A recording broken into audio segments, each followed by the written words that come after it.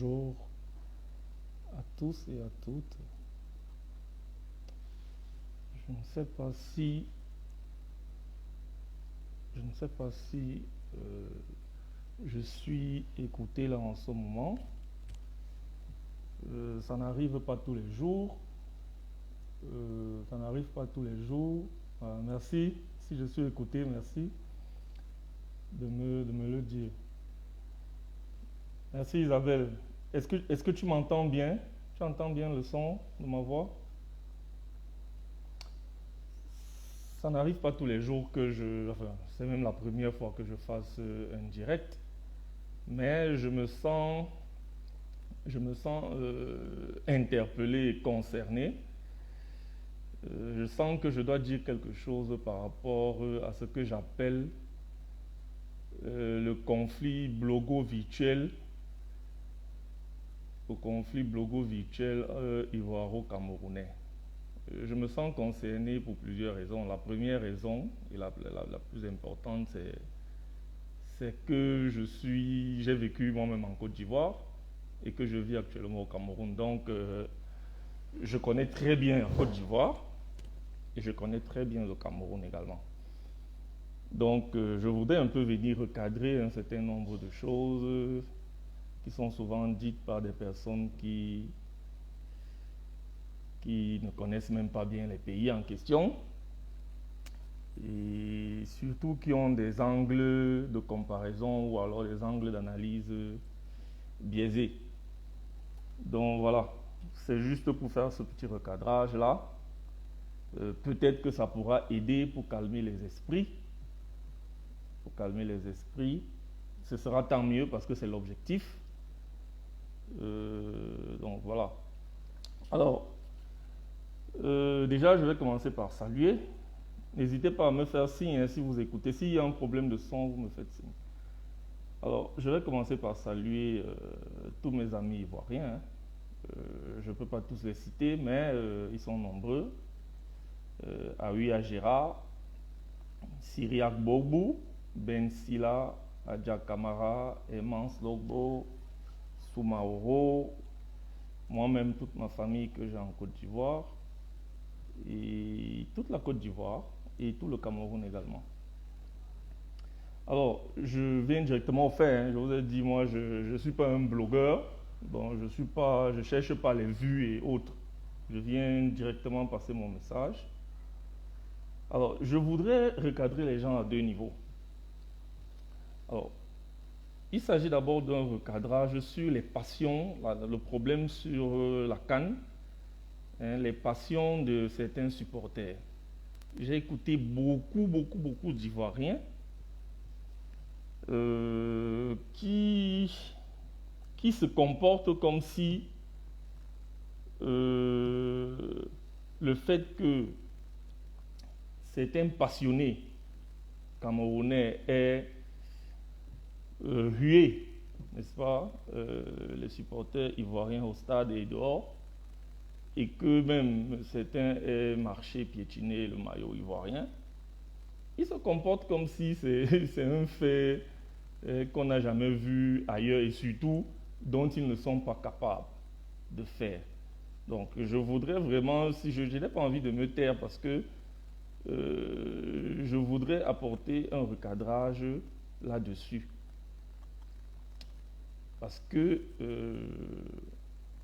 mais avant toute chose, je voudrais d'abord me désolidariser des attitudes dont je viens de parler. Je voudrais me désolidariser de tous ceux qui ont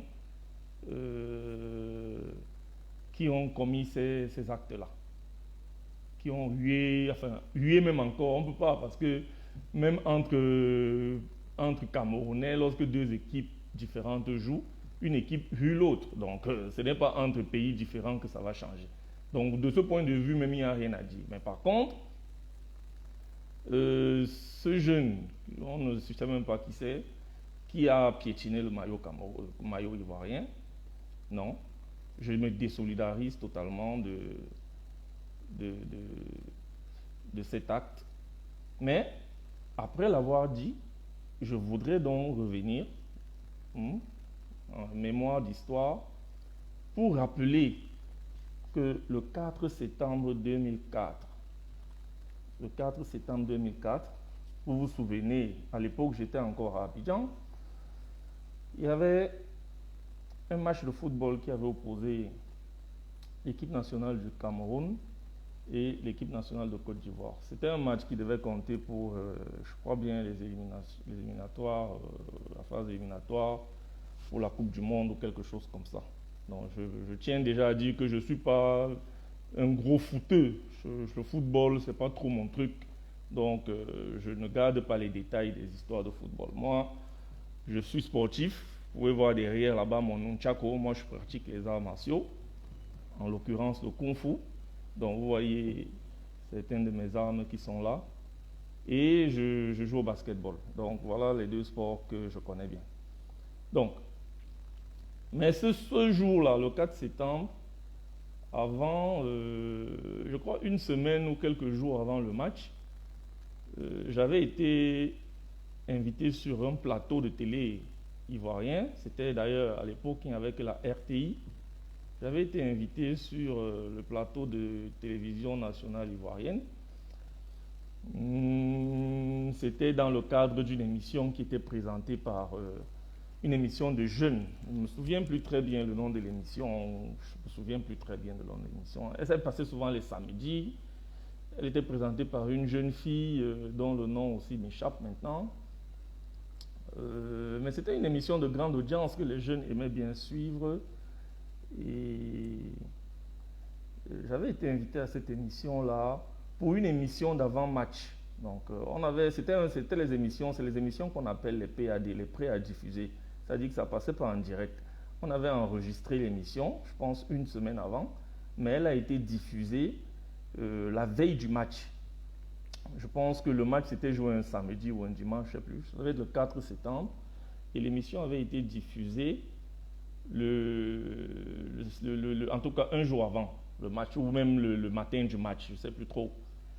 Et alors c'était autour d'un plateau, il y avait moi, le Camerounais qui était là, et puis tout autour, bon, la journaliste, et puis les Ivoiriens.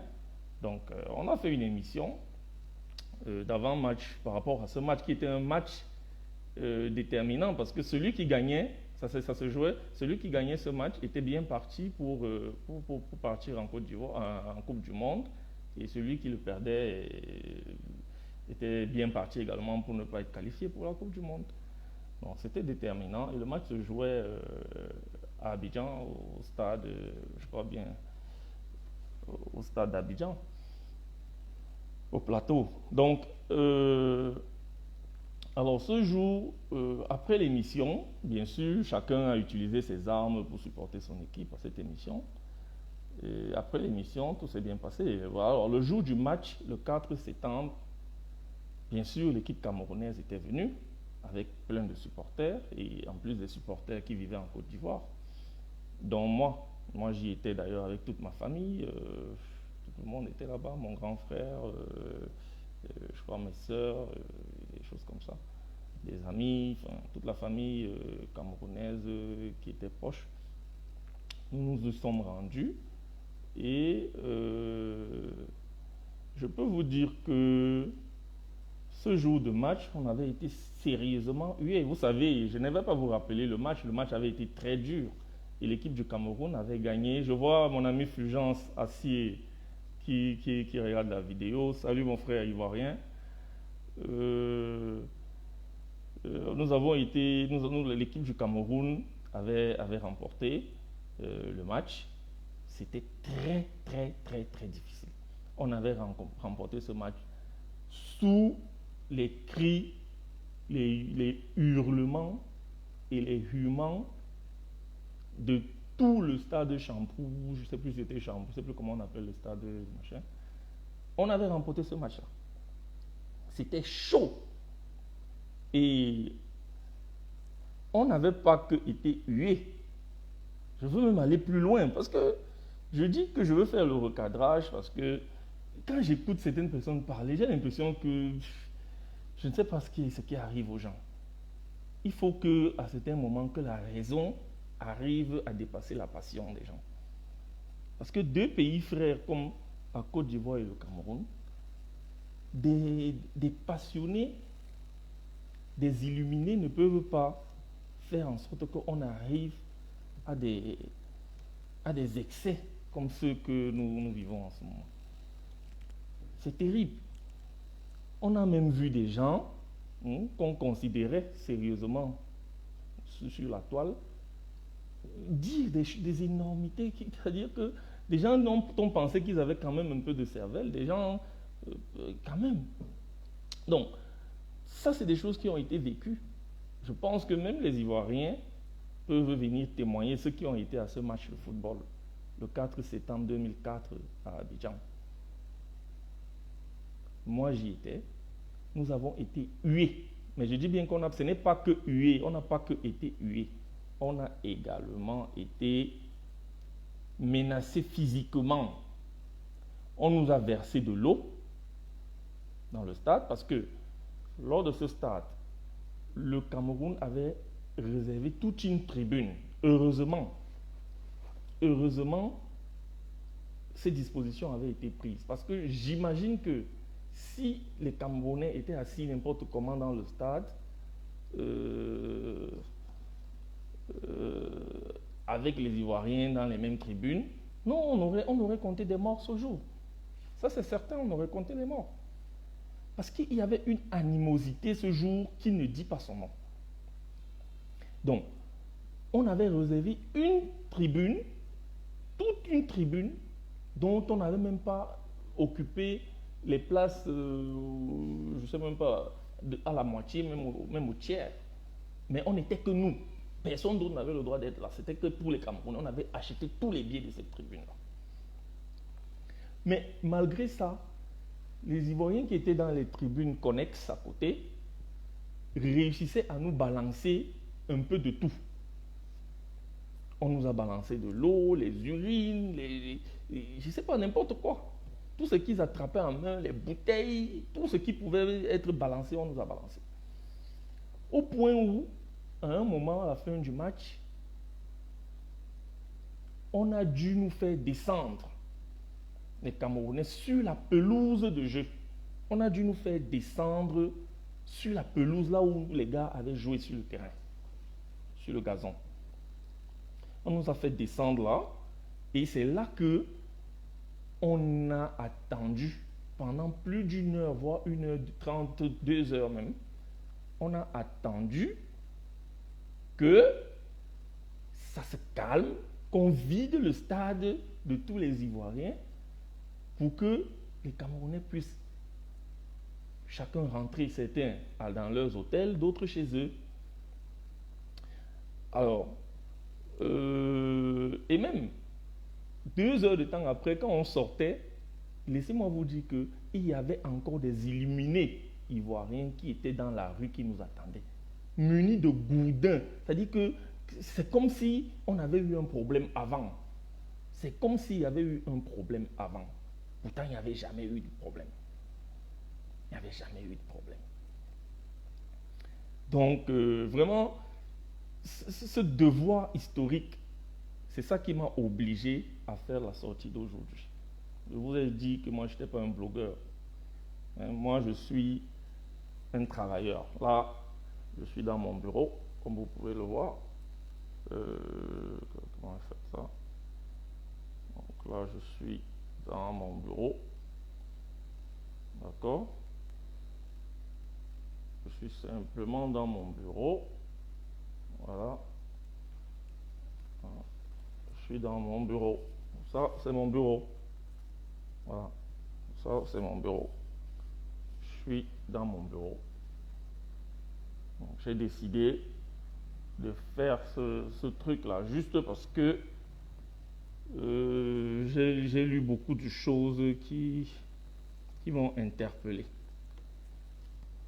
J'ai lu beaucoup de choses qui m'ont interpellé et je me suis dit peut-être qu'en faisant ça, certains Ivoiriens vont comprendre que c'est pas aujourd'hui que ça commence et que même eux, ils avaient déjà fait ça au Cameroun avant.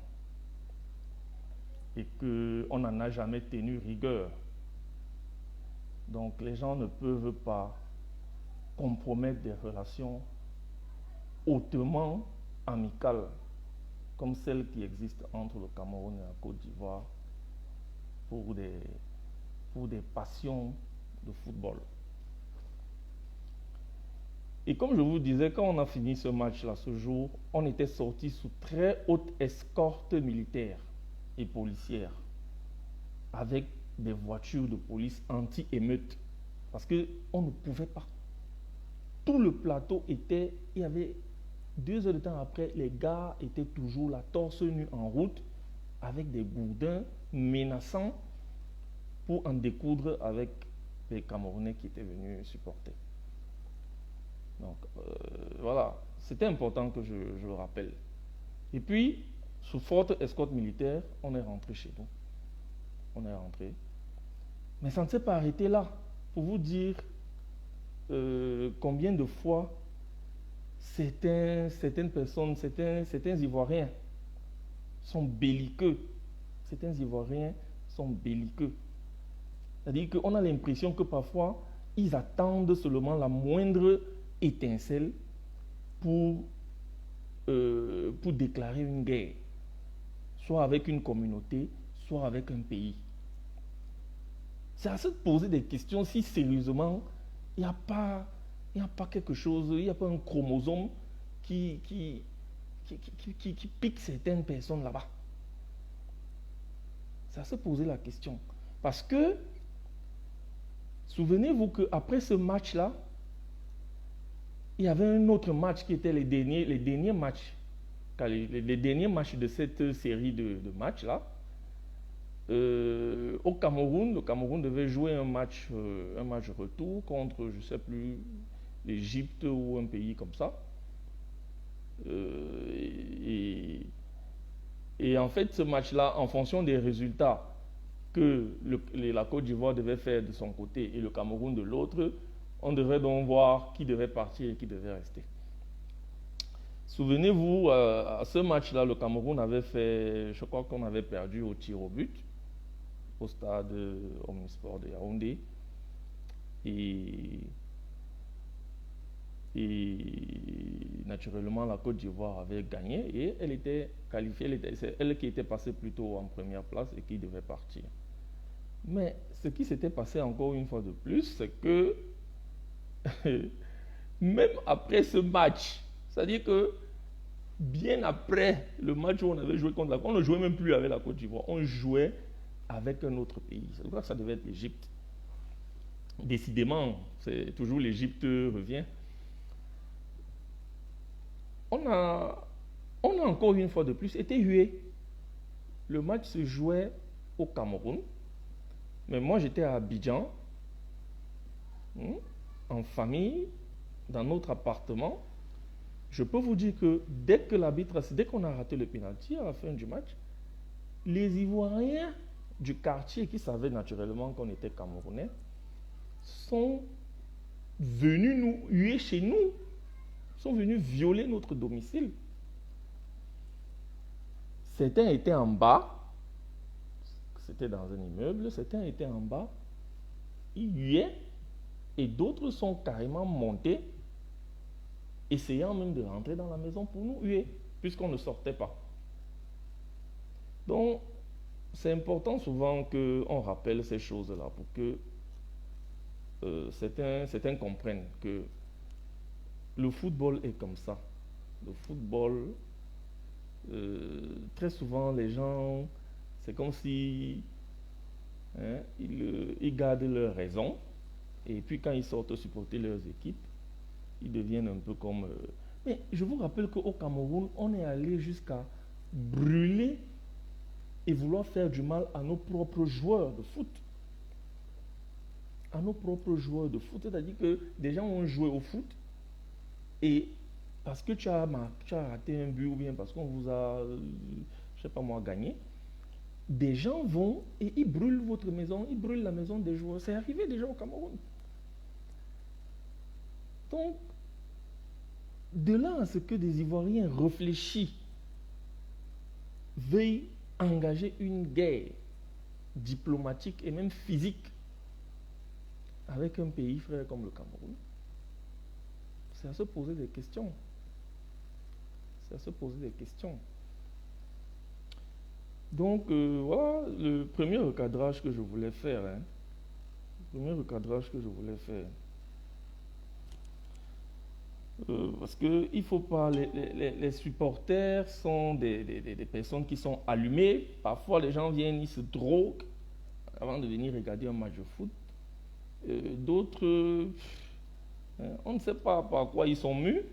Donc, vous ne pouvez pas, chers Ivoiriens, vous fonder sur une histoire comme ça pour dire, proférer toutes les injures que j'ai déjà vues sur la toile.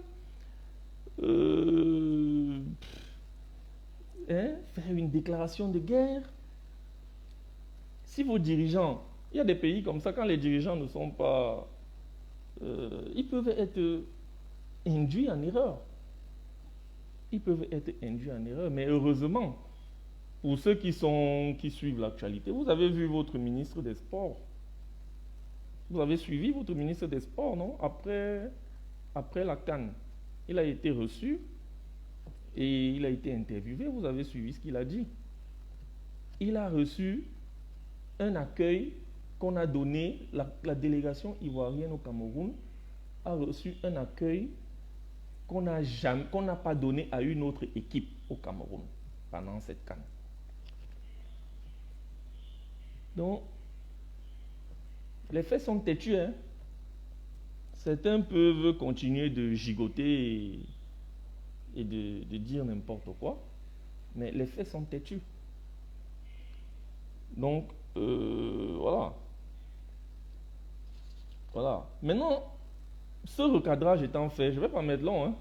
J'ai déjà fini avec ce recadrage-là.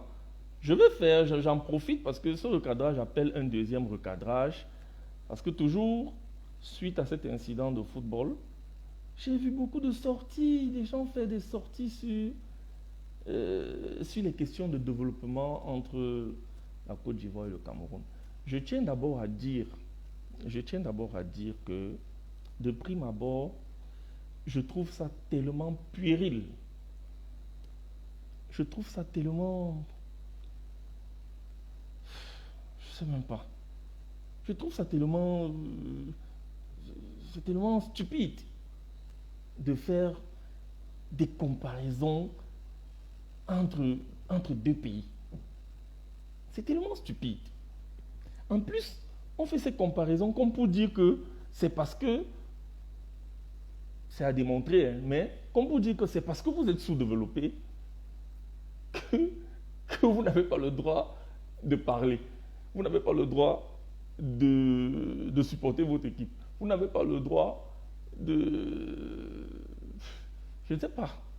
C'est-à-dire, je me pose des questions. Comment des personnes, tous ces gens, parmi lesquels il y a des gens que je respectais vraiment, qui ont fait des sorties, et ce qu'ils trouvent comme argumentaire, parce qu'on peut faire une sortie, c'est normal, on peut ne pas être content sur un truc, on fait une sortie et on donne des argumentaires.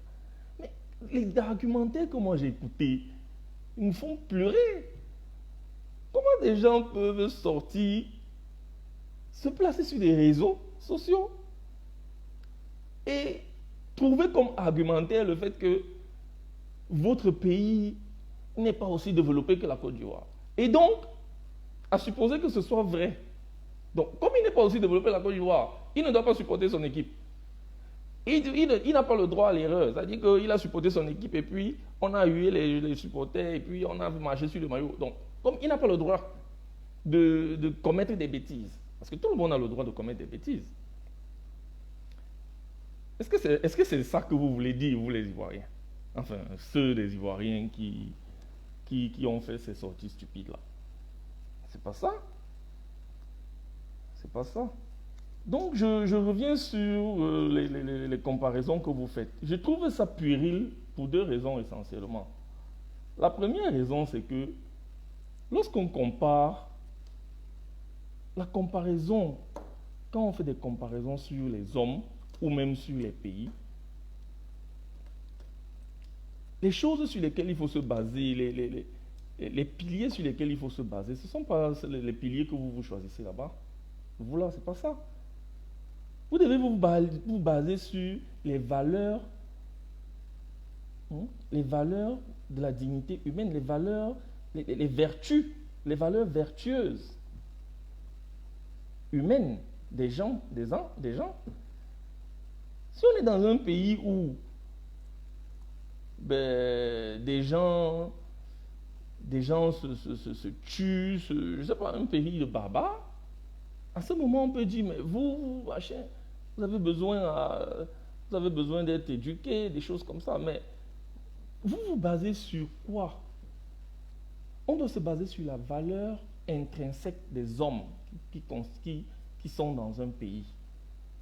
Quand on veut comparer deux pays, on ne compare pas deux pays en disant l'autre pays a les routes et l'autre a des routes en terre. On va dire, l'autre pays a des autoroutes et l'autre n'a que des routes départementales ou je ne sais pas moi quoi. On ne compare pas les deux pays sur des faits pareils. Donc, on doit se baser sur la valeur. D'abord, le premier élément de comparaison dans le pays, c'est d'abord les valeurs humaines, démocratiques et vertueuses que les gens peuvent avoir dans ce pays. Les valeurs intellectuelles, la formation que les gens ont.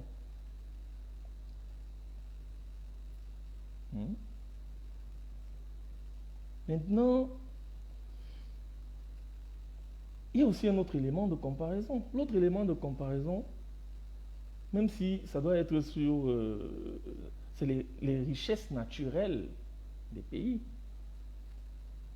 C'est des richesses naturelles. Parce que tout le reste sur lequel vous vous basez là, c'est pas un élément comparatif. Un pays peut être immensément riche. D'ailleurs, la preuve, je vous prends l'exemple au niveau macro. L'Afrique et le reste du monde. L'Afrique est un continent extrêmement, immensément riche. Vous n'avez pas vu l'Amérique ou bien l'Asie ou bien, je ne sais pas moi, quel autre continent dit que l'Afrique ne vaut rien parce que comme ils ne sont pas développés dans le sens du développement occidental, il faut faire cette nuance-là. Parce que comme ils ne sont pas développés, comme l'Afrique n'est pas développée, ils vivent encore dans des maisons, je ne sais pas moi, ils vivent encore dans des trucs, ils roulent encore avec des voitures de je ne sais pas quoi, ils n'ont pas d'eau, ils n'ont pas d'électricité pour tous et tout ça. Donc du coup, ils ne valent rien. Vous avez déjà entendu ce genre d'éléments-là comme comparaison au niveau mondial? Non, c'est pas, parce que ce n'est pas ça qu'on regarde. Qu'est-ce que les Européens, les Américains et tous les autres continents la regardent? Pourquoi est-ce qu'ils ne veulent pas nous coller la paix? C'est parce qu'ils savent que nous sommes riches, c'est parce qu'ils savent que nous avons de la valeur, et ils ne sont pas en train de regarder nos vieilles maisons et l'eau que les gens boivent pour parler. Ils regardent notre sous-sol.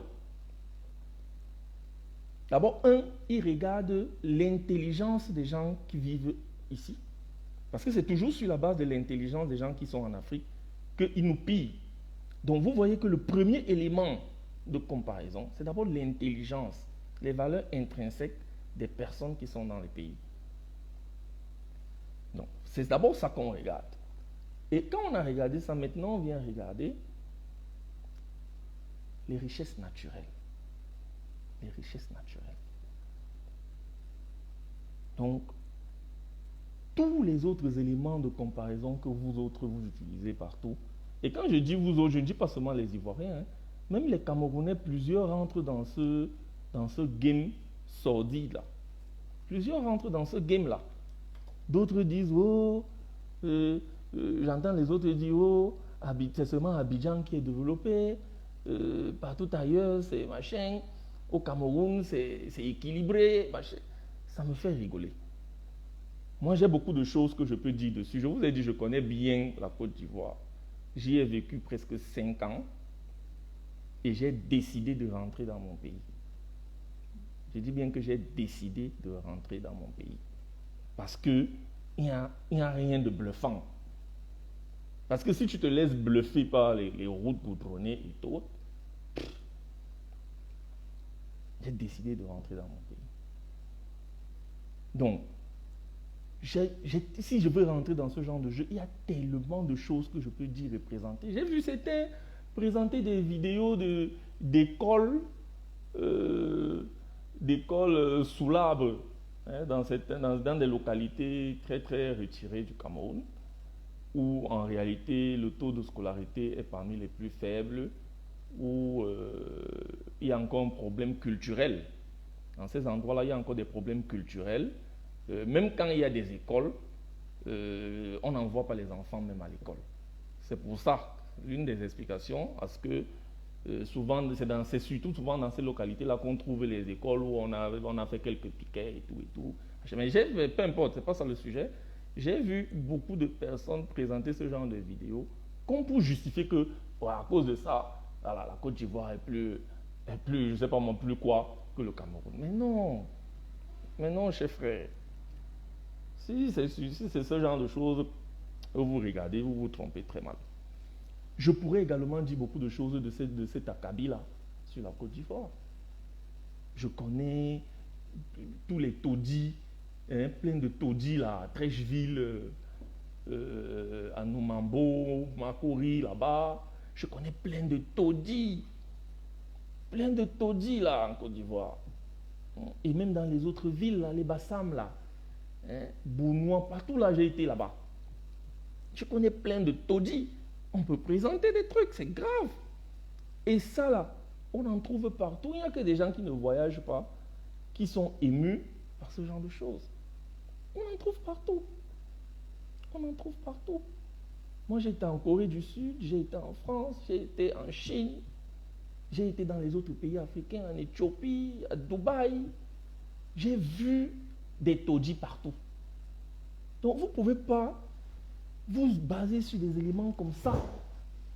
Comme si vous pensez que dans votre pays, il n'y a pas de taudis, il n'y a pas de misère. C'est même se moquer de la misère humaine. Ça fait pitié de voir des gens présenter des choses comme ça pour justifier quelque chose qui n'a absolument rien à voir avec ça. Bon. Donc, je dis, moi, je ne rentre pas dans la polémique de dire que machin, mais je voulais juste vous présenter quelques éléments sur lesquels on se base pour juger un pays. Je voulais juste vous présenter quelques éléments. Parce que les éléments qui sont souvent utilisés par la plupart des gens que je vois sur la toile, que ce soit des Camerounais ou que ce soit les Ivoiriens, et surtout eux, parce que c'est eux qui sont toujours dans cette démarche de dire que les gens ne doivent pas parler parce qu'ils ne valent rien. Les gens ne doivent pas parler parce que eux, ils dépassent les Camerounais. Les Camerounais ne doivent pas parler parce que les Ivoiriens dépassent les Camerounais. Et quand on demande ils dépassent les Camerounais sur la base de quoi? Ce qu'ils trouvent à dire, c'est qu'ils ont les routes goudronnées, ils ont des immeubles, ils ont je ne sais pas quoi. Vous ne voyez pas que c'est d'une niaiserie intellectuelle qui fait pitié? Vous ne voyez pas que c'est d'une pauvreté d'esprit qui fait pitié? C'est très grave, les frères, c'est très grave d'écouter ce genre d'argumentaire.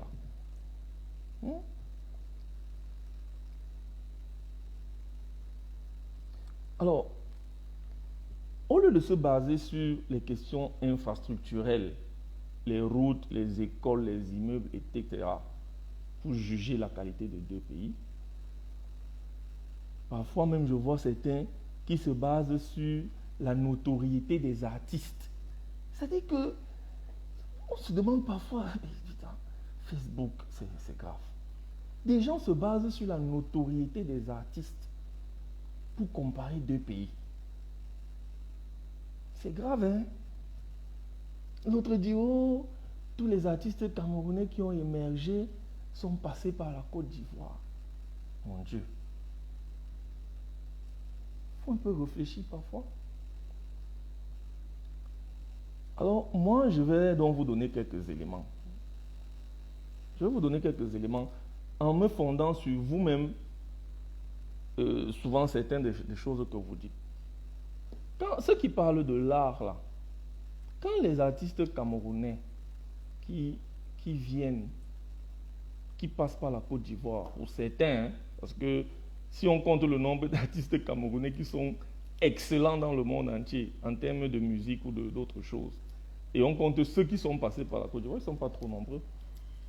Beaucoup ne sont pas passés par la Côte d'Ivoire. D'accord? Donc, quand ces artistes-là, parce que je sais que quand vous dites ça, vous pensez par exemple à Manu Dibango, parce qu'il est passé par la Côte d'Ivoire avant d'aller atterrir en France. Mais la question que vous devez vous poser, c'est que lorsque Manu Dibango est arrivé en Côte d'Ivoire, qu'est-ce qu'il a fait pour la Côte d'Ivoire? Est-ce que c'est là-bas qu'il est venu apprendre ce qu'il sait faire, ou bien il est plutôt venu vous donner, vous apprendre ce qu'il sait faire? Il faut savoir vous poser les bonnes questions. Quand Manu Dibango a quitté le Cameroun et qu'il est arrivé en Côte d'Ivoire, il a été mis à la tête de l'orchestre de l'unique télévision ivoirienne. Il a été mis à la tête de l'orchestre de la télévision ivoirienne. C'est-à-dire que c'est lui qui a été à la tête de l'orchestre, oui, l'orchestre musical de la télévision ivoirienne. C'est lui qui a formé, il a formé la plupart des grands musiciens, des grands noms de la musique ivoirienne. C'est Manu Dibango qui les a formés. C'est lui qui était leur chef d'orchestre. Donc, moi, quand je suis souvent vos comparaisons, moi, je ne sais pas, je suis souvent dépassé. Ou alors, vous êtes dans la logique que chacun doit rester chez lui, hein, c'est ça? C'est ce brassage qui va développer l'Afrique, les frères. C'est ce brassage. L'autre vient avec son intelligence. Il vient, il trouve quelqu'un qui a qui a d'autres dispositions. Ces dispositions peuvent être infrastructurelles, ça peut être des dispositions, je ne sais pas moi quoi. Et ça se met ensemble. Celui qui a son intelligence vient, il utilise l'équipement ou le matériel ou l'infrastructure de l'autre et il forme les gens sur place. Donc chacun a quelque chose à donner. Ce brassage-là est important, les frères. Les frères ivoiriens, ouvrez votre esprit.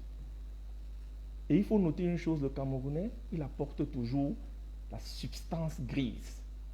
Donc je répète que lorsque Manu Dibango a quitté le Cameroun dans son chemin pour aller en Europe, ce n'est pas en Côte d'Ivoire qu'il est venu apprendre ce qu'il sait faire, ses frères. Il est parti du Cameroun, il connaissait déjà. C'était déjà dans sa tête. Quand il est arrivé en Côte d'Ivoire, il a été mis à la tête de l'orchestre de la télévision ivoirienne. C'est lui qui a formé tous les grands artistes, les grands noms de la musique ivoirienne. Malheureusement, la plupart aujourd'hui sont peut-être tous décédés. S'ils étaient là, ils pouvaient vous dire. Mais à côté de Manu Dibango là, je vais vous citer un autre nom. Il y a une dame en Côte d'Ivoire. Elle a tout un village, tout un quartier à Cocody, je crois, où elle arrivera. Elle s'appelle Were Were Liking. Peut-être que certains la connaissent, peut-être que certains ne la connaissent pas. C'est une Camerounaise. La plupart, elle a toute une école. La plupart des comédiens, parce qu'elle a une école de formation, on forme les gens en danse, en musique, en comédie, en théâtre. En théâtre. Je peux, enfin, ce n'est pas moi qui le dis, vous-même vous pouvez le confirmer, que la plupart de tous les grands artistes en termes de chorégraphie, danse, théâtre, machin, beaucoup, peut-être pas tous, sont passés par la formation de Maman Were Were Liking. Elle est basée en Côte d'Ivoire depuis de très très longues années. C'est une Camerounaise. D'accord? Donc quand on vous dit que les liens entre la Côte d'Ivoire et le Cameroun, là, c'est des liens forts, ce n'est pas un hasard. C'est fondé sur ce genre de choses-là. Mais beaucoup d'entre vous, c'est comme s'ils ne savent même pas de quoi on parle. ils veulent venir compromettre de telles relations à cause d'un match de football, à cause d'un cinglé qui a marché sur un maillot, parce qu'on a hué des joueurs de l'équipe. Non, dépassionnez-vous les gars, dépassionnez-vous. Donc, voilà, sur le domaine de l'art, j'ai juste pris un exemple comme ça. Pour vous dire que tout le monde est important. Avec l'exemple que j'ai pris là, qui dépasse l'autre?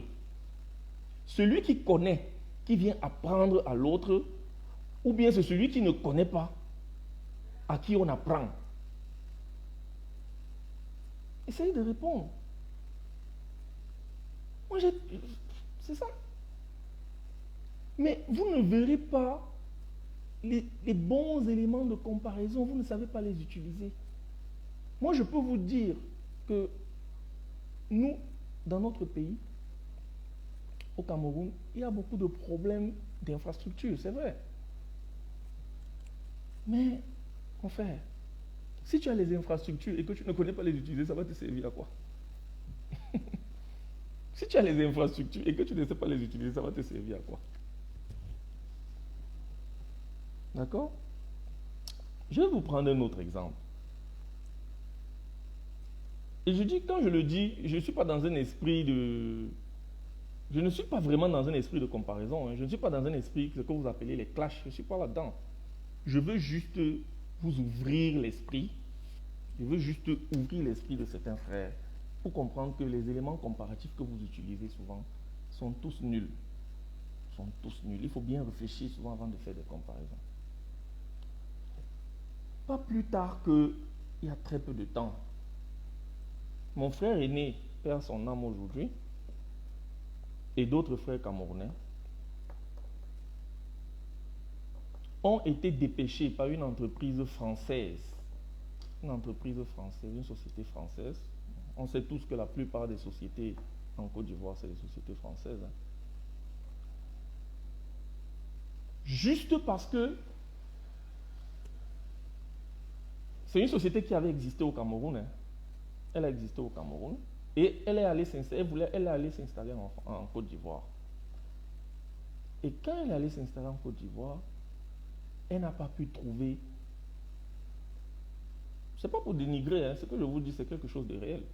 Elle n'a pas pu trouver du personnel qualifié pour faire le travail qu'il y avait à faire. C'est une entreprise qui faisait dans ce qu'on appelle tout ce qui est construction métallique, tout ce qui est chaudronnerie, tout ce qui est construction d'usines, des choses comme ça là. Elle n'a pas pu trouver des qualifications en Côte d'Ivoire pour pouvoir faire le travail. On a dû dépêcher des gens au Cameroun. Parmi les gens qu'on a dépêchés au Cameroun, il y avait mon frère aîné. C'est eux qui ont donc bâti cette entreprise-là. Et ils ont recruté. Et même dans le personnel qu'on recrutait, c'était beaucoup plus les Burkinabés, les Béninois, les Togolais, machin. Il n'y avait même pas assez d'Ivoiriens. Mais, avec le temps, bien sûr, avec le changement de mentalité, parce qu'il faut noter qu'il y a eu une période où les mentalités ont beaucoup changé. Je ne vais pas rentrer sur la politique interne de Côte d'Ivoire, mais il y a une période en Côte d'Ivoire où la politique a fait changer les mentalités des Ivoiriens. Parce que les Ivoiriens étaient comme ça, c'était à cause de la mentalité. Ils se contentaient de subsides. Ils étaient trop dans le paraître. Mais dans l'intrinsèque, dans ce qui est fondamental, ils n'étaient pas dedans. Mais à un moment, les mentalités ont changé. Et donc les Ivoiriens ont commencé de plus en plus à travailler, à apprendre, et tout et tout. Donc, c'est comme ça que on a recruté, y compris les Ivoiriens qui étaient là. On a formé donc, c'est comme ça qu'on a formé. C'est mon grand frère. Il a formé les Ivoiriens. Il les a formés. Donc, ça c'est un autre exemple que j'ai pris.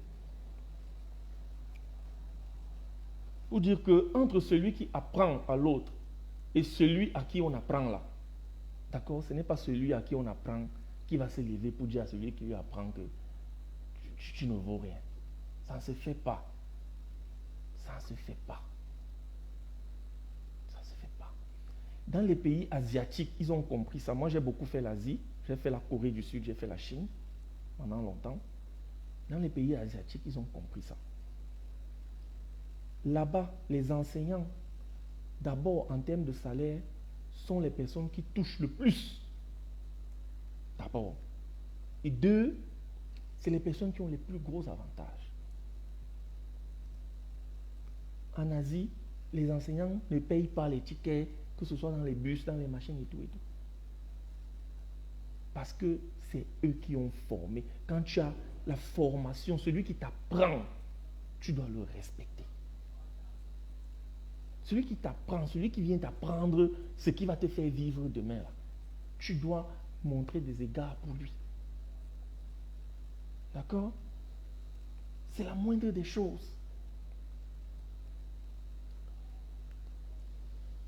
Sur le plan scientifique, chers frères, sur le plan scientifique, je ne sais pas si vous vous cultivez souvent, hein, que ce soit les Camerounais ou que ce soit les Ivoiriens. Parce que beaucoup de Camerounais ne connaissent pas que dans ce monde-ci, sur le plan scientifique, quelle est la valeur du Cameroun.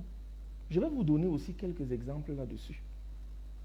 Je ne reviens pas sur... Tout le monde peut aller taper sur Internet. Hein, à la NASA, vous tapez, vous voyez les états de service et les faits d'armes des Camerounais qui sont chefs de projet.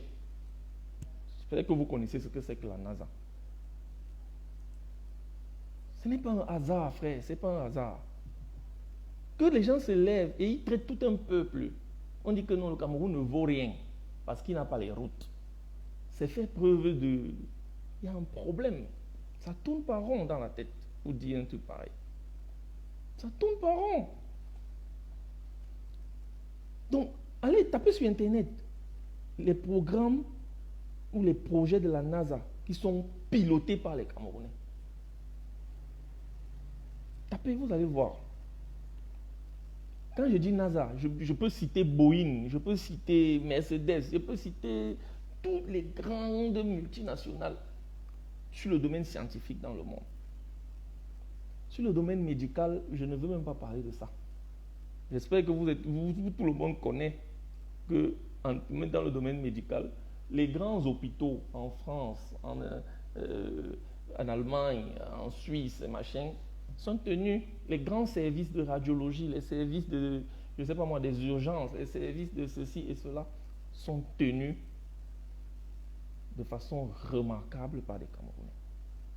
On ne dit pas que les gens dans les autres pays n'occupent pas également des postes dans les pays développés. Hein. C'est pas ce qu'on dit, hein, c'est pas ce que je dis.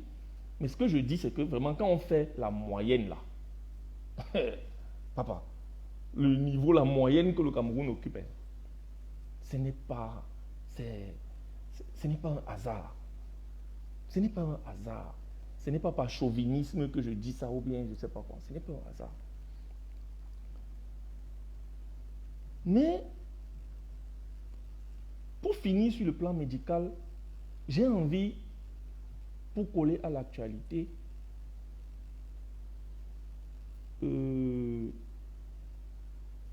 faire venir sur le sujet du Covid. J'espère que vous savez, chers frères africains, que le Covid là, il n'y a pas beaucoup de pays africains qui ont pu trouver un médicament par rapport à ça. Quand il dit même africain, il n'y a pas beaucoup de pays dans le monde. Ils n'ont même pas trouvé de médicaments dans le monde. Mais au Cameroun, on a pas un seul, on a plusieurs médicaments qui marchent. On a plusieurs médicaments de Covid qui marchent. Moi-même qui vous parle aussi, j'ai déjà attrapé le Covid au moins 3 fois. Ça ne fait pas partie des choses qui m'inquiètent, le Covid. Ça ne fait pas partie des choses qui m'inquiètent. Hein. Moi, quand j'attrape ça, nous, ici, on se soigne de quoi? On vit. Demandez aux gens qui sont venus à la CAN, au Cameroun, ils vont vous dire. ils vont vous dire, le Cameroun est le premier pays au monde à avoir organisé une compétition internationale post-Covid. C'est-à-dire que le Covid chauffait. Le monde entier a tout suspendu. Toutes les compétitions, les Jeux Olympiques, les machins, les trucs. On a tout suspendu. On a dit que tant que cette affaire-là n'est pas trouvée, on n'a pas trouvé le médicament ou le vaccin ou je ne sais pas quoi, on ne fait plus rien. Aucun pays n'a osé. Tellement les taux de contamination étaient incroyables, même dans les pays développés. Au Cameroun, on a organisé la CHAN, une compétition internationale qui a regroupé je ne sais plus combien de pays. Elle ressemble à la Coupe d'Afrique là. On l'a organisée. Et puis il n'y a rien. Voilà la Coupe d'Afrique aussi qu'on a organisée. Il n'y avait rien. Ceux qui ont assisté à la Coupe d'Afrique, ou ceux qui viennent au Cameroun, peuvent vous dire, mes amis européens, quand ils viennent au Cameroun, quand ils arrivent ici, ils viennent avec des paquets de, comment on appelle ça, des paquets de cache-nez. Ils viennent avec des paquets de cachets, des centaines de litres de gel. Ils viennent là, ils sont, comment dire, masqués. Oh, les premiers jours là, ils sont masqués. Quand ils voient, quand eux-mêmes ils voient comment les Camerounais vivent. Eux-mêmes, on ne leur dit pas, c'est eux-mêmes qui commencent à enlever ça. Et ils sortent là, au début, il enlève, il a toujours ça dans ses affaires. Mais après un moment, il ne sort même plus avec. Et quand il part faire le test du Covid pour rentrer chez lui là, il y a fort, il n'y a rien. Il voyage. Au Cameroun là, Covid là. Si vous entendez tous les chiffres que vous entendez, on vous lit là. Il faut savoir que la géopolitique est dedans. Il faut savoir que la géopolitique est dedans. Tous les chiffres que vous entendez là, ce ne sont pas nos chiffres. Ce ne sont pas nos chiffres. On met les chiffres là pour bénéficier de la manne qu'eux-mêmes ils ont créée en mettant cette affaire. Donc, si vous vous vaccinez, si vous faites ceci, on va vous envoyer de l'aide par rapport au Covid. Ouais, on en profite aussi. Donc, je dis, on n'a pas un seul, ce n'est pas un seul médicament. On en a au moins 3 ou 4 qui marchent de façon efficace. C'est-à-dire que tu vas, on t'attrape de Covid à l'hôpital, tu reviens, on te donne le médicament là. Tu prends ça 2-3 fois. Tu pars faire le thé, il n'y a rien. Ce n'est pas un hasard, chers frères. Maintenant, quand vous voulez aussi comparer, un autre élément de comparaison, d'accord? Je vous ai dit quoi? Je vous ai dit sur le domaine artistique, l'art et la culture, c'est une force pour un pays. Ce n'est pas de dire que les routes sont goudronnées, ne sont pas goudronnées, non. L'art et la culture, c'est une force pour un pays. C'est des choses qui rentrent dans ce qu'on appelle le soft power. Ceux qui vont comprendre. Le soft power, la diplomatie douce. Maintenant, sur le domaine scientifique, je vous ai dit que c'est des éléments importants. Quand on veut qualifier un pays, là, on regarde le domaine scientifique. Est-ce qu'ils ont des têtes? Est-ce qu'ils ont des cerveaux? Est-ce qu'ils ont la capacité de transformer? Est-ce qu'ils peuvent créer? Le Cameroun démontre ça tous les jours dehors. Donc vous ne pouvez pas vous baser, vous ne pouvez pas laisser ça là, ce qu'il faut regarder. Vous ne pouvez pas laisser ça pour aller regarder le goudron, les écoles sous l'arbre et les machines qui existent dans tous les pays du monde. Ça fait preuve de quelque chose il y a quelque chose qui tourne par rond. Mais on regarde aussi sur le domaine économique. J'ai dit bien le domaine économique. Le domaine économique à ne pas confondre avec les infrastructures qui sont construites. Parce que sur le domaine économique, on regarde quoi? On regarde la puissance économique, c'est-à-dire que la puissance dans la production des richesses, mais aussi on regarde on regarde les ressources naturelles. On regarde les ressources naturelles. En termes de production des richesses, mon frère, ce n'est pas moi qui dis. Il faut lire les rankings. Il faut lire les rankings internationaux. On va vous dire que les deux en Afrique francophone et même les deux seuls Africains francophones qui font partie, qui sont dans le ranking international des hommes, des milliardaires en euros, les hommes les plus riches en Afrique, ou je ne sais même pas dans le monde peut-être, non d'accord, c'était en Afrique.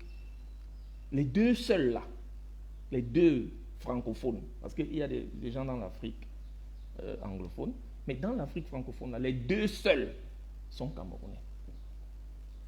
Il faut chercher, aller taper sur Internet. Internet, ce n'est pas seulement pour venir faire des directs insultants contre des pays, sans même savoir ce que vous êtes en train de faire. Internet, c'est aussi ça. Pour se cultiver. Pour se cultiver. Donc, quand vous allez taper, vous allez voir les noms là. Ils sont les Camerounais. Je précise, je répète que dans le monde-ci là, dans le ranking des hommes les plus riches, les deux seuls Africains francophones qui sont dans ce ranking-là sont Camerounais. Je ne vous donne pas leur nom. Allez taper sur Internet, vous-même vous allez voir. Donc, ce n'est pas un hasard. C'est pas un hasard. Bon, maintenant, sur le plan sportif, le Cameroun n'a plus rien à démontrer. Je vous rappelle que nous, on a au Cameroun, je ne sais pas, bon, mais ce n'est pas, et ce qui est terrible, c'est que ce n'est pas un élément sur lequel il faut se baser pour dénigrer un autre pays. C'est-à-dire que je ne peux pas être assis et puis je dis que la Côte d'Ivoire, le Tchad ne vaut rien parce qu'ils n'ont pas un champion du monde, par exemple. Mais ça, il faut avoir un problème pour avoir un tel raisonnement. Est-ce que franchement, le Cameroun dépasse un autre pays simplement parce que on a un champion olympique en boxe? Je ne sais pas si vous êtes au courant de ça. Nous, à faire des Jeux olympiques, là, il y a longtemps que nous, on a commencé à voir ça. Ce n'est pas avec les lions seulement. C'est-à-dire qu'à faire de trôner sportivement sur le toit du monde, ce n'est pas aujourd'hui que ça commence. C'est-à-dire que c'était une époque où je ne suis même pas sûr que certains pays africains pouvaient rêver de participer à ce genre de compétition. Mais les Camerounais, ils produisaient déjà des champions. Je ne sais pas si vous avez connu Jean-Marie Emebe. Je crois qu'il a été champion du monde, champion olympique en boxe. Il y a très longtemps. On était encore des bébés, c'est le cas. Dernièrement encore, vous connaissez tous Ngannou, qui est champion du monde de la compétition martiale, qui aujourd'hui est la compétition martiale. Moi, je fais des arts martiaux. Je vous ai montré mon nunchaku derrière. Qui est la compétition martiale la plus élaborée. C'est-à-dire que la plus aboutie. Parce qu'on pratique tous les arts martiaux en un seul. On pratique tout en un.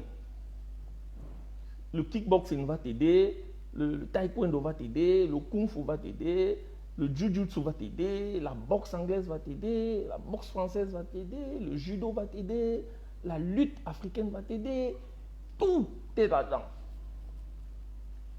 Donc, logiquement, quelqu'un qui gagne dans cette compétition-là, ça suppose qu'il peut gagner les gens dans toutes les autres compétitions. Parce qu'en fait, tous les autres arts martiaux là sont là-dedans. On vous dit que le champion du monde, ce n'est pas une fois, il a défendu son titre contre tout le monde entier. Les gens étaient contre lui, on voulait qu'il perde. Et il a boxé avec un genou malade en compote. Et il a gagné. Et il a gagné avec la manière. C'est-à-dire qu'il a gagné dans un domaine où on ne l'attendait même pas. Il a gagné avec la lutte, le grappling. Tout le monde dit, c'est-à-dire que les analystes experts de MMA sont tous convaincus que Ngannou, lui, il est bon au point. Tout le monde sait que lui, il est bon au point. Lui, il ne connaît pas la lutte, il ne connaît pas, voilà, tout ça là. Pourtant, c'est justement là où on ne l'attendait pas, là. C'est là-bas qu'il a gagné. Bon, ce n'est pas un hasard, les frères. Et vous ne pouvez pas jalouser, je ne sais pas si c'est la jalousie, mais vous ne pouvez pas jalouser un pays juste pour ce genre de choses. Non. Les lions indomptables. Il y a longtemps que les lions indomptables caracolent au sommet de l'Afrique en termes de football. Ce n'est pas aujourd'hui. Ce n'est pas aujourd'hui. Il y a très longtemps, frère. On a gagné pratiquement tout. Ce qui nous reste à gagner maintenant, c'est la Coupe du Monde. On a gagné les Jeux Olympiques. De quelle manière? De quelle manière? Donc, il faut que toute l'Afrique puisse reconnaître que il y a quelque chose. Il y a quelque chose dans le pays qu'on appelle le Cameroun. Ce n'est pas un hasard. Hein. Je dis bien que je ne le dis pas par chauvinisme. Hein. Ce n'est pas un hasard. On a les problèmes qu'on a là. Parce que justement, peut-être si on n'a même pas ces problèmes-là, ce pays-ci, c'est un pays terrible. Peut-être qu'il faut même qu'il y ait ces problèmes-là pour que les choses soient un peu... Bon, c'est une façon de parler. Mais sérieux. Regardez en basketball. Regardez en basketball. Je vous ai dit, je vois mon ami Dipita Tongok. Salut frère. Donc, je vous ai dit, moi je suis basketteur à la base et après j'ai fait mes arts martiaux. Mais, basketball, on n'a pas les infrastructures, mais on produit les champions. Mais posez-vous des questions. On a très peu d'infrastructures, mais comment on peut produire autant de champions? Il y a quelque chose dans ce pays, les frères. Donc, au basketball, tapez sur Internet, vous allez voir. En ce moment, on a Jojo qui est en compétition pour être MVP. Et vous savez ce que ça représente? Être the most valuable player en NBA. Être même seulement pressenti pour être MVP, c'est quelque chose, c'est énorme. Être même seulement pressenti. C'est-à-dire que, vous voyez que nous, on est habitués à ce genre de choses. C'est-à-dire que nous, on est dans les grandeurs depuis longtemps. Depuis longtemps. On est dans les grandeurs depuis longtemps.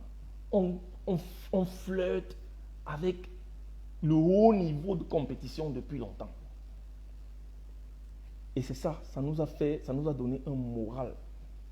C'est un moral que beaucoup de pays ne peuvent pas suivre. C'est entré dans l'ADN du Cameroun. C'est-à-dire que je ne sais même pas comment je peux dire. Donc, vous ne pouvez pas nous en vouloir pour ça. Même si parfois ça peut choquer. Mais vous ne pouvez pas nous en vouloir pour ça. Et puis, tous ces lauriers qui sont engrangés, honnêtement, ce n'est pas que pour le nom du Cameroun, c'est toute l'Afrique finalement. C'est toute l'Afrique. Moi, je me souviens, quand j'étais encore très jeune, on jouait au basketball. À l'époque, on ne rêvait même pas qu'un Camerounais pouvait être en NBA. C'est les Hakim Olajuwon. On avait en NBA, je crois, il y avait 2 Africains. Il y avait un Nigérian et il y avait un, je crois qu'il était Congolais, Dikembe Mutombo. Mais ces gars, quand je disais, à quel moment est-ce qu'un Camerounais va arriver là-bas? Moi, c'était pour moi des dieux. Mais aujourd'hui, on a des Camerounais qui sont en NBA. Pêle-mêle. Pêle-mêle. Il dit bien pêle-mêle.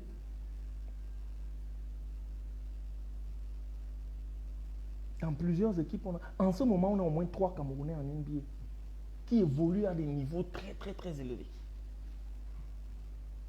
Je ne vous parle pas des autres sports.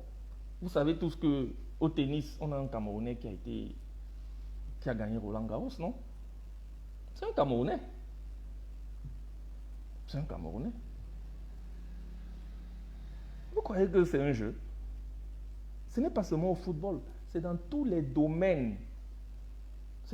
Dès que le Camerounais tombe dans un truc là, s'il veut être le meilleur, il sera le meilleur. Il n'y a pas match. Hein. S'il veut être le meilleur, il sera le meilleur. Dès que le Camerounais tombe dans un truc, s'il veut être le meilleur, il sera le meilleur.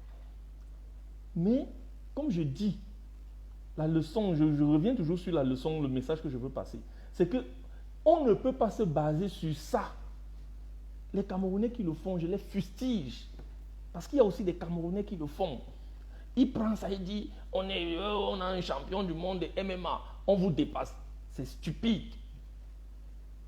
C'est stupide de raisonner comme ça, c'est stupide. On ne peut pas se baser sur tous ces lauriers-là pour dire qu'on dépasse toute l'Afrique. Ça ne veut rien dire.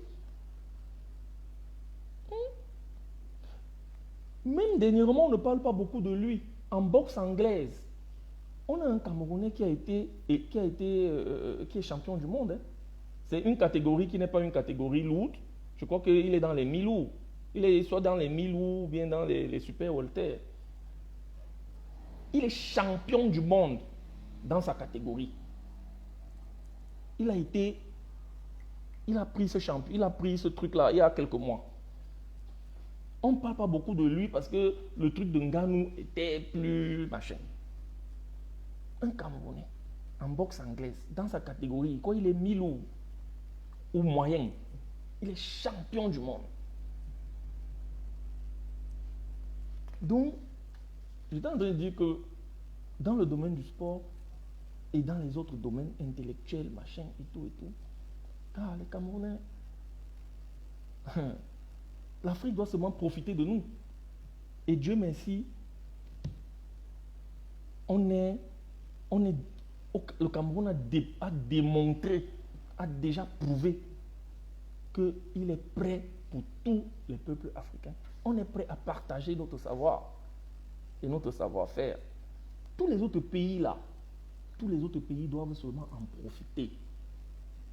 Au lieu de rentrer dans des débats, dans des clashs stupides.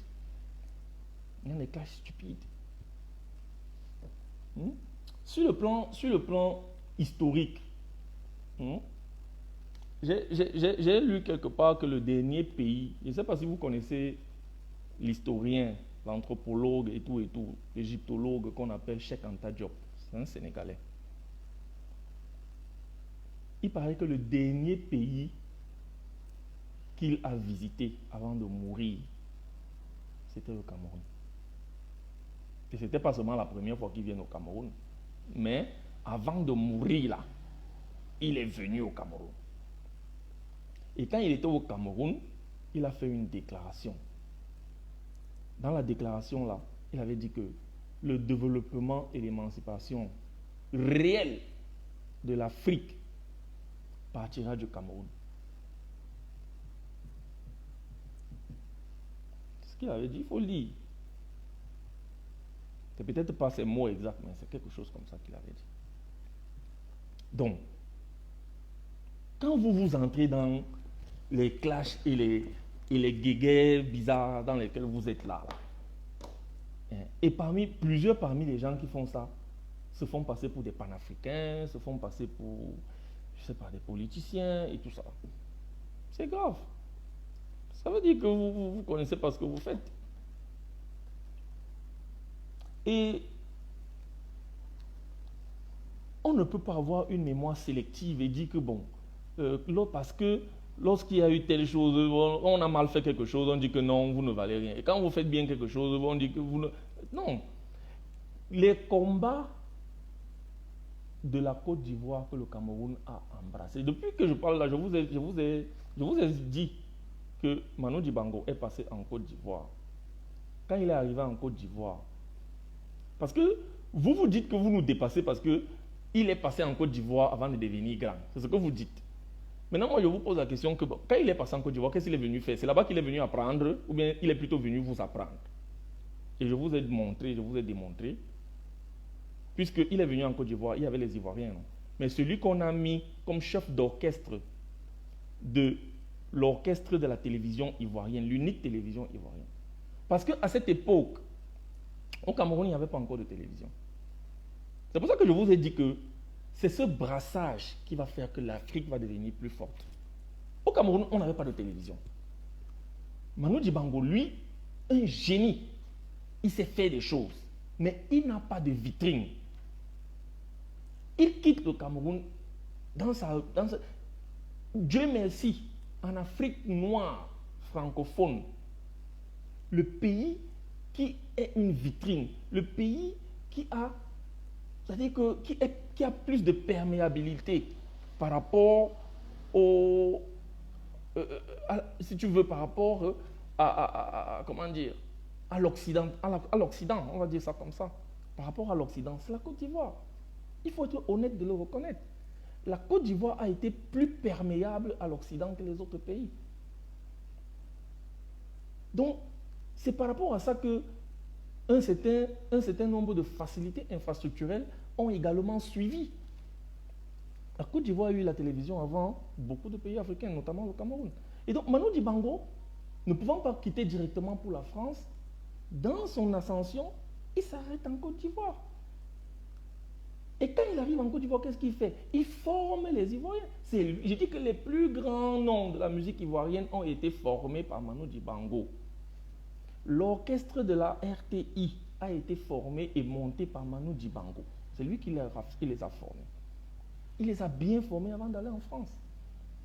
Donc, je vous ai posé la question entre lui qui est venu former les Ivoiriens, il est venu apprendre aux Ivoiriens, et les Ivoiriens qui ont été formés par lui là. Qui est plus grand? Donc c'est comme ça que vous devez réfléchir. Donc, je disais que sur le plan historique, après ce que Cheikh Anta Diop avait dit là, on se rend bien compte que l'Afrique, le Cameroun a pris beaucoup, a embrassé tous les combats. C'est-à-dire qu'en Afrique, il y a même tellement de pays qui ont des problèmes. Pourquoi le Cameroun n'embrasse pas les combats des autres pays de la même façon qu'il embrasse les combats de la Côte d'Ivoire? Est-ce que c'est seulement en Côte d'Ivoire qu'il y a des coups d'État? Est-ce que c'est seulement en Côte d'Ivoire qu'il y a, je ne sais pas moi, tout ce qu'il y a eu là-bas en Côte d'Ivoire pour lesquels les Camerounais se sont mobilisés, comme si c'était effectivement le pays? Non. C'est parce qu'il y a quelque chose. Aujourd'hui, vous sortez là, là. Non. Il y a quelque chose. Que vous, peut-être, ça vous dépasse, vous-même vous ne connaissez pas ce qu'il y a entre le Cameroun et la Côte d'Ivoire. C'est plus fort que tout. Non, il faut arrêter d'allumer le feu pour rien. Il faut arrêter. Je vois beaucoup de mes amis qui sont dans l'entreprise où mon frère a formé beaucoup de gens. Beaucoup de ces gars qu'il a formés, je les vois connectés. Je vous salue les gars. Donc, le Cameroun a embrassé trop de combats de la Côte d'Ivoire pour que des Ivoiriens, sur la base d'une bêtise commise par un illuminé, par un shooté, par un, je ne sais pas, un supporter zélé, qu'ils commettent une bêtise et que toute la Côte d'Ivoire s'embrase pour déclarer la guerre au Cameroun, au point où on brûle les drapeaux, on brûle ci, on brûle ça. Est-ce que vous avez vu un seul Camerounais vous suivre dans cette folie? Est-ce que vous avez vu un seul Camerounais vous suivre? Vous avez vu un Camerounais prendre un drapeau ivoirien pour brûler? Après tout ce que vous avez fait. En dehors des choses que on a vues sur Internet, les gens viennent écrire, les gens viennent bavarder là. Non. Ça ne peut pas arriver.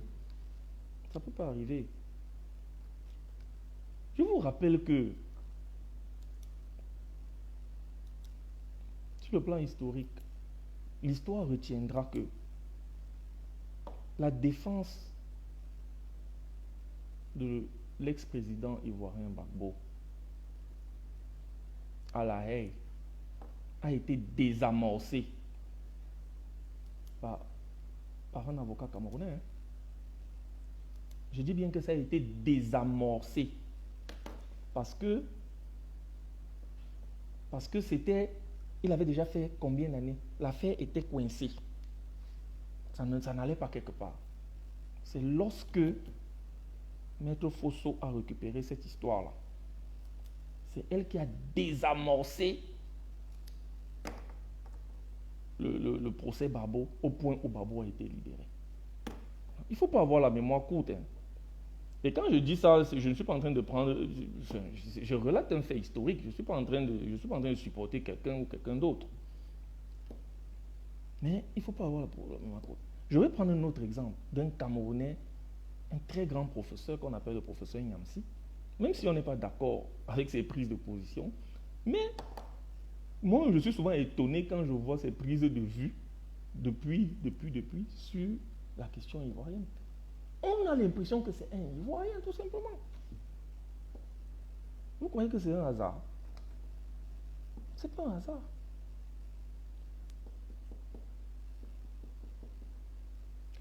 D'ailleurs, petite anecdote, moi-même qui vous parle, je vous ai dit que j'ai vécu 5 ans en Côte d'Ivoire. Moi-même qui vous parle là, j'ai été fessiste. J'ai été fessiste en Côte d'Ivoire. Beaucoup de ceux qui ne connaissent pas, la FESI, c'est la Fédération étudiantine et scolaire de Côte d'Ivoire. C'est un mouvement qui est normal. J'étais étudiant, donc j'avais le droit d'être FESI. Ce n'est pas que réservé aux Ivoiriens. Ce n'est pas que réservé aux Ivoiriens. En tant qu'étudiant, en Côte d'Ivoire, j'avais le droit d'être fessiste.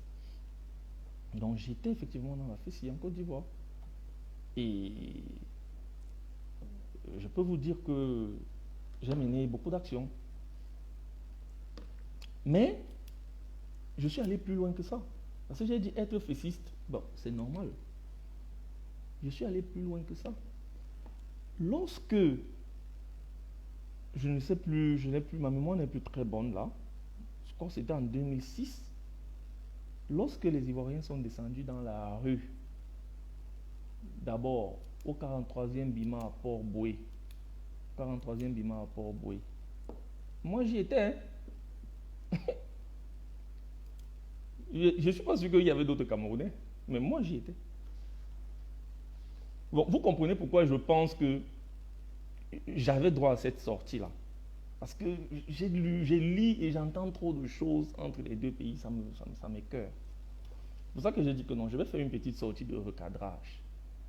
Donc, j'ai fait le premier recadrage sur le plan sportif, et là, je continue pour terminer justement sur ces choses que j'entends chaque jour, les comparaisons sur le plan de développement entre la Côte d'Ivoire et le Cameroun. Il faut arrêter ça. Si vous voulez comparer, prenez les vrais éléments de comparaison.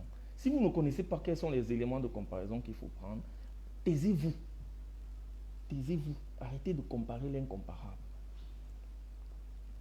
Donc, moi, je suis sorti ce jour-là. J'étais à Port-Boué. Donc, quand on tire, quand on verse de l'eau sur les manifestants, là, j'étais dedans. Au plateau, pareil, j'y étais. Donc, je reviens encore à ce que Cheikh Anta Diop avait dit. Si vous voyez, parce que je vois beaucoup de gens s'insurger du fait que les Camerounais parlent trop des machins, mais la prophétie est là. Cheikh Anta Diop, l'égyptologue, a fait une prophétie. C'est les gens qui lisent, ils lisent les hiéroglyphes. Toi, tu sais que les hiéroglyphes, là, il a lu quoi là-bas? Il a fait une prophétie quand il était au Cameroun. Il a dit que le développement et l'émancipation réelle de l'Afrique partira du Cameroun. Donc, moi, ça ne m'étonne pas de voir beaucoup de Camerounais s'impliquer fortement dans les affaires des autres pays. Ça ne m'étonne pas. Ça ne m'étonne pas. Je vous ai dit, moi, quand j'étais en Côte d'Ivoire, j'étais prêt à mourir pour la cause ivoirienne. J'étais dans la rue À ce moment-là, le conflit opposait la Côte d'Ivoire à la France. Ce pourquoi moi j'étais dans les rues là, c'était à cause de ça. J'avais estimé que l'immixtion française dans les affaires internes de la Côte d'Ivoire avait dépassé les limites de l'acceptable. C'est pour ça que j'étais sorti. Je suis allé à Port-Boué lorsqu'on voulait les déloger du 43e Bima. J'y étais. J'ai été au plateau.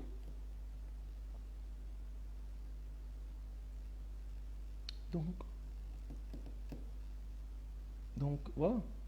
Maintenant, pour finir, je voulais vous dire qu'un autre élément de comparaison, lorsqu'on veut comparer les pays, pour vous qui ne savez pas sur quoi il faut comparer les pays. Vous êtes libre de comparer les pays. D'ailleurs, il y a des institutions dans le monde qui font des rankings pour comparer les pays dans tous les domaines. D'ailleurs, j'ai lu dernièrement un des rankings d'une institution internationale qui a comparé les pays les moins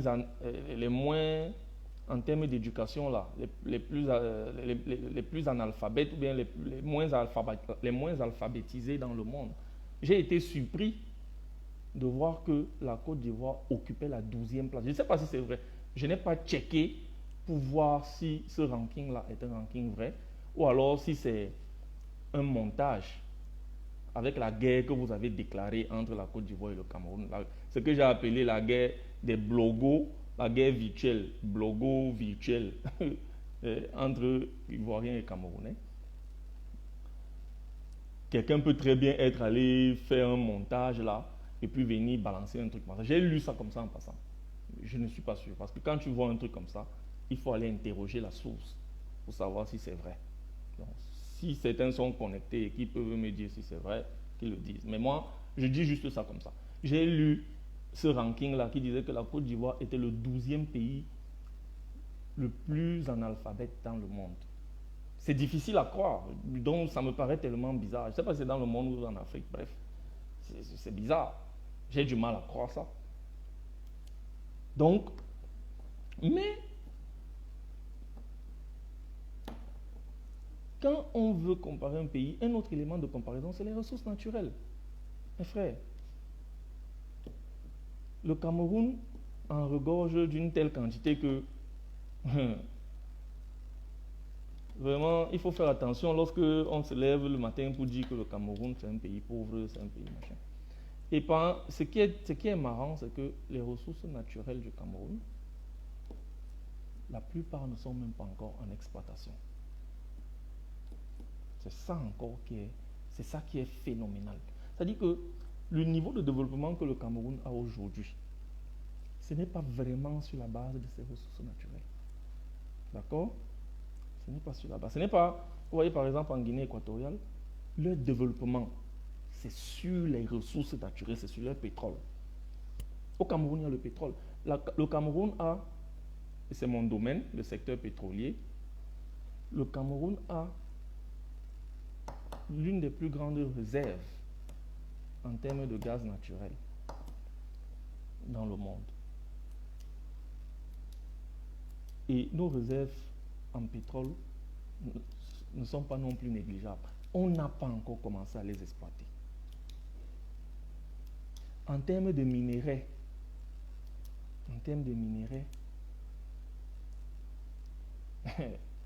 on a parmi les plus grands minerais, les métaux rares là, le Cameroun fait partie des pays qui disposent de pas une seule, plusieurs réserves mondiales dans certains métaux rares. Moi, je ne vais pas citer, si vous voulez, vous pouvez aller taper sur le net pour voir. On va vous dire que dans tel métaux rare, les réserves les plus importantes dans le monde, pour tel métaux rare, c'est au Cameroun. Tel métaux rare, c'est au Cameroun. Et les autres réserves là, en d'autres métaux où les plus importants ne sont pas au Cameroun, là, tu vas voir que la quantité dont dispose le Cameroun est non négligeable. Mais tout ça n'est pas encore exploité. Tout ça n'est pas encore exploité. Ça peut vous donner une idée sur la puissance du pays que vous appelez le Cameroun. Ce n'est pas pour rien qu'on appelle ça l'Afrique en miniature. Et ce n'est pas faux. Ce n'est pas faux. Donc, arrêtez, chers frères, Ivoiriens comme Camerounais, qui lançaient des débats stupides sur la base des comparaisons, sur des éléments totalement hors contexte. Tu compares deux pays sur la base que l'autre a une autoroute et l'autre n'a pas. Tu compares deux pays sur la base que l'autre a une salle de classe, machin. Tu compares deux pays. Est-ce qu'on compare deux pays sur ce genre de choses? Non. Donc cette petite sortie, c'était un peu pour faire des recadrages. Je vous ai dit, pour me résumer, 2 recadrages que j'ai faits. Le premier recadrage, c'était sur le plan sportif. C'était pour dire aux Ivoiriens que j'ai vu beaucoup de leurs sorties où ils font comme si c'était la fin du monde. Le fait qu'on ait hué leur équipe au stade, 1, et 2, le fait que un illuminé supporter camerounais ait marché sur le maillot de la Côte d'Ivoire. Acte que je réprouve fondamentalement. Mais je vous ai donc donné un contre-exemple pour vous dire que en 2004, moi qui vous parle ici, j'étais à Abidjan, où j'ai vécu 5 ans avant de décider de rentrer dans mon pays. Et quand j'y étais, je crois que c'était le 4 septembre, le match Côte d'Ivoire-Cameroun, j'étais au stade. Avant même d'aller au stade, j'avais été invité à une émission à la RTI, à la télévision. C'était une émission d'avant-match. On avait enregistré ça en PAD et on a diffusé ça avant le match ou bien un jour avant le match, la veille du match. On a diffusé l'émission. S'il y a des archives, vous pouvez aller regarder. Vous allez voir ma tête là. C'est moi qui étais le représentant camerounais sur ce plateau. On avait fait l'émission, je crois que c'était 2 heures d'émission. Après l'émission, on est rentré. Et le lendemain, le jour du match, j'étais au stade. Je vous ai raconté tout ce qui a été fait. On n'avait pas que été hué. On a été sérieusement hué par les Ivoiriens. Mais on avait gagné ce match-là. Les Ivoiriens, l'État du Cameroun avait réservé toute une tribune, rien que pour les Camerounais. Parce que si on avait été mélangés, parce que là, au Cameroun, à Japoma, les Ivoiriens n'avaient pas une tribune à eux tout seuls. Hein. Ils étaient mélangés dans tout le stade. Ils étaient mélangés dans tout le stade. Et puis on a vu à la sortie, ils n'ont pas été escortés par des gens. Ils sont sortis, ils marchaient. Les gars les ont hués, mais personne n'a touché personne. Mais moi, je vous dis qu'à Abidjan, ce 4 septembre-là, vous nous avez hués, d'accord? 2, vous nous avez visé tout ce que vous pouviez avoir en main, parce que vous n'aviez pas accès à nous, on avait une tribune à nous tout seul. Vous nous avez visé des urines, des urines. Les gens font pipi comme ça dans les bouteilles d'eau, et puis ils balancent ça sur nous. Vous avez visé les bouteilles vides, tout ce que vous pouviez attraper là, vous avez visé sur nous. Vous nous avez insultés. À la fin du match, on était obligé de descendre dans l'aire de jeu, parce que l'animosité, si on ne descendait pas, peut-être vous alliez détruire les séparations là pour nous retrouver. On nous a fait descendre sous haute escorte sur l'aire de jeu là où il y avait les joueurs. C'est là-bas qu'on a attendu près d'1h30, 2h. Une accalmie, que tout le monde sorte du stade. Pour que, sous haute escorte policière et militaire, avec les anti-émeutes, qu'on raccompagne les délégations camerounaises, chacun chez lui, soit dans l'hôtel, soit à la maison et tout ça. C'est comme ça que ça s'était passé ce match-là. Et même pour nous raccompagner, les gars n'étaient pas sortis. Quand on sortait du stade, à 21h, 22h, il y avait les Ivoiriens en route. S'ils attrapaient un Camerounais là, ils allaient le tuer sur place. Cette animosité-là, c'était par rapport à quoi? Ce jour-là, c'était par rapport à quoi? On avait eu un problème avant. Donc, j'ai voulu vous recadrer sur cette question-là. Pour dire que il y a toujours en sport, il y a toujours des passionnés, des gens dont la passion dépasse la raison. Et que par rapport à ces éléments, par rapport à ces minorités, on ne peut pas perdre la tête et engager une guerre ouverte, diplomatique entre deux pays. C'est ce recadrage, c'est ce premier recadrage que je voulais faire. Et ça ne s'est pas arrêté là. Quand au Cameroun, on a perdu contre l'Égypte ou je ne sais plus qui, et que finalement on a été éliminé pour participer à cette Coupe du Monde, une fois de plus, ce n'était même plus Côte d'Ivoire, Cameroun, hein, c'était Cameroun, Égypte. On a perdu, mais vous avez été qualifié pour la Coupe du Monde. Vous êtes encore venu me huer chez moi, dans mon appartement là où j'habitais. Est-ce que vous avez vu quelqu'un, est-ce que vous avez vu que j'ai dit que non, tous les Ivoiriens sont des cons, l'État de Côte d'Ivoire, j'ai commencé à insulter le président ivoirien. Est-ce que vous avez vu ce genre de choses? Est-ce que vous avez même vu quoi? Vous avez même, les Magic System ont sorti une chanson qu'on a tous dansé ce jour. On a tous dansé. Donc, que vous dites, je vois Adja Kamara connecté. Salut Adja, comment tu vas? Donc, voilà. Voilà.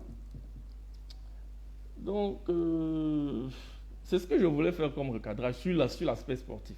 Et sur l'aspect de ce que vous appelez comparaison entre deux pays, j'ai réellement voulu vous recadrer pour vous dire que non.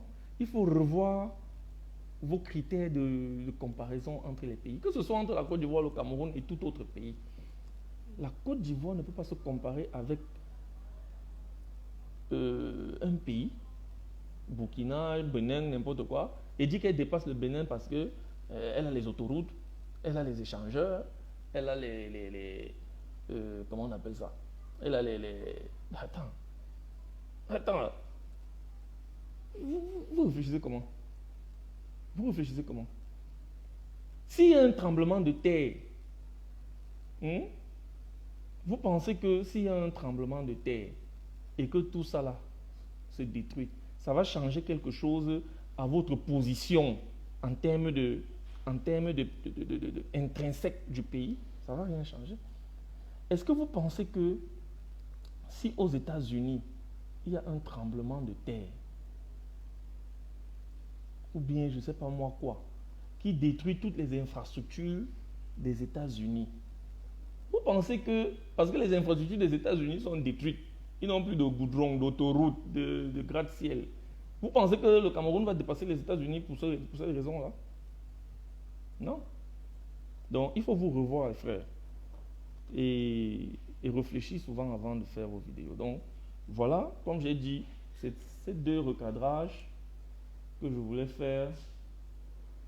Tout le monde est parti? Ok, d'accord. Donc, comme je vous ai dit, moi je suis au bureau. Donc, moi je suis dans mon bureau. Et mon personnel, il est ici. Il est 16h37. Normalement, le boulot s'arrête à 15h30. Donc, mon personnel est en train de partir. Et voilà. Donc, voilà ce que je voulais dire. Et pour le reste, chers frères, vous savez, la Côte d'Ivoire et le Cameroun, comme je dis, c'est une affaire de cœur. C'est une affaire de cœur. Il faut que les gens comprennent ça. Vraiment, j'aimerais bien que tous les Ivoiriens, surtout parmi les plus les plus endurcis, qui pensent trop aimer leur pays, qu'ils puissent regarder cette vidéo et qu'ils comprennent que les éléments sur lesquels ils se basent souvent pour poser des actes sont pas ce qu'il faut. Sont pas ce qu'il faut. Et bon, voilà, je vais vous dire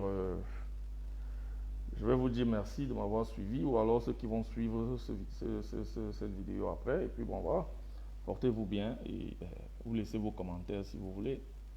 Salut Tokus, j'espère que tu vas bien, frangin. Je crois que on va se voir bientôt au pays.